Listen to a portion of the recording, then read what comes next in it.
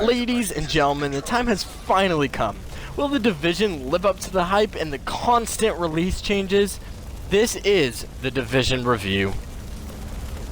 Welcome to the war-infested and contaminated city of Manhattan, where we uncover the truth and lies of the past and the future. The voice acting for most characters were pleasing, and visually, some people look better than others. All around, though, they look great. The Division is an MMO at heart, with a few RPG elements woven together. Ubisoft executed this gameplay well. Solid work.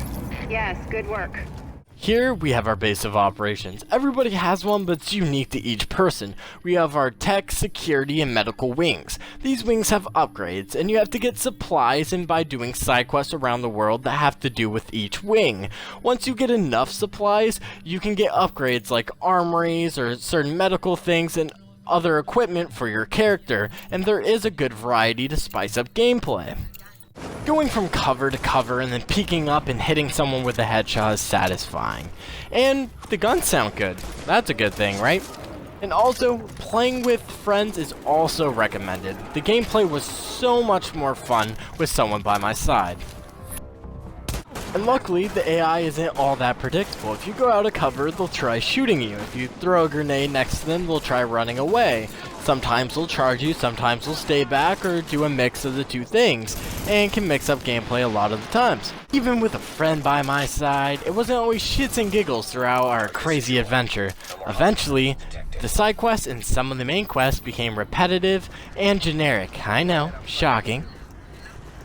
And I know what you're gonna say, hey, game aside, it's an MMO, we're supposed to grind hard. I understand this, but it'd be awesome if we had a bunch of variety of missions. Even if we were doing them, we had a huge variety instead of 4 or 5 different ones that we did over and over again.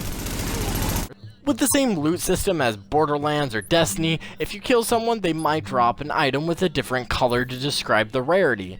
And also, in The Division, we pick up mods, and these mods we can add to our weapons, and we can also create things as well in our base of operations, by picking up scraps and stuff like that. And our inventory is super manageable, and it's very easy to go around and pick stuff and add things on and even sell. And why I said sell like that is in this game, your equipped items do not show up on your buy and sell screen. So when you go to sell, all the things you don't want are right there so you can sell them quickly.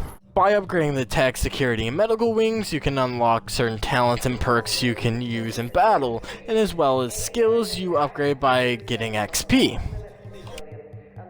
I'm satisfied with how big the Division is, but I do wish it was a little bit bigger in the Dark Zone and the regular zone as well.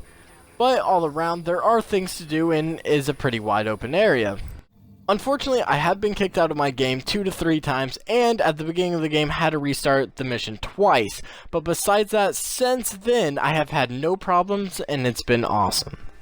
If you have watched someone played or played the beta yourself, you have probably know about the Dark Zone. The Dark Zone is where you can get unique loot, fight AIs that are very strong, and as well as online players around the world.